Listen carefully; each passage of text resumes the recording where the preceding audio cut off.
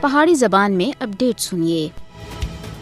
جنوبی ایشیا وچ دیر پا امن تنازع کشمیر دے منصفانہ حل دے بغیر ناممکن ہے۔ علاقائی استحکام جموں کشمیر دے لوکاں دی خواہشات کے مطابق تنازع کشمیر کو حل کرنے دے اتے منحصر ہے، جبکہ مودی حکومت کشمیریاں دی حق خود ارادیت دی جدوجہد کو دبانے وچ مصروف ہے۔ بھارت مقبوضہ جموں کشمیر دے اندر ظلم ستم دے ذریعے کشمیریاں دے انہاں دا حق کھسنے وچ ناکام رہا ہے۔ جموں کشمیر دی عوام اقوام متحدہ دی قرارداداں دے مطابق تنازع کشمیر دا پرامن اور منصفانہ حل چاہندا ہے اور یہ انہاں دا بنیادی اور پیدائشی حق ہے۔ مقبوضہ جموں کشمیر وچ بھارت دی جبر دی پالیسیاں ناکام ہو چکی ہیں۔ بھارت دی ہردرمی جنوبی ایشیا وچ امن و استحکام دے واسطے بہت بڑا خطرہ بنی ہوئی ہے۔ کشمیر ایک فلش پوائنٹ ہے جڑا جنوبی ایشیا دے امن دے واسطے کسی بھی وقت تباہی دی وجہ بن سکتا ہے۔ لہذا عالمی برادری کو اور اقوام متحدہ کو چاہیے کہ وہ مداخلت کرن اور اقوام متحدہ کو اپنی قرارداداں دے مطابق مسئلہ کشمیر دے حل دے واسطے اپنا کردار ادا کرنا چاہیے۔ مقبوضہ جموں کشمیر وچ تعینات بھارتی دہشت گرد فوجیاں سن انسانی حقوق کی پامالیاں وچ کوئی بھی کسر باقی نہیں چھوڑی۔ انسانی حقوق کی سنگین پامالیاں وچ ملوث بھارتی فوجیاں کو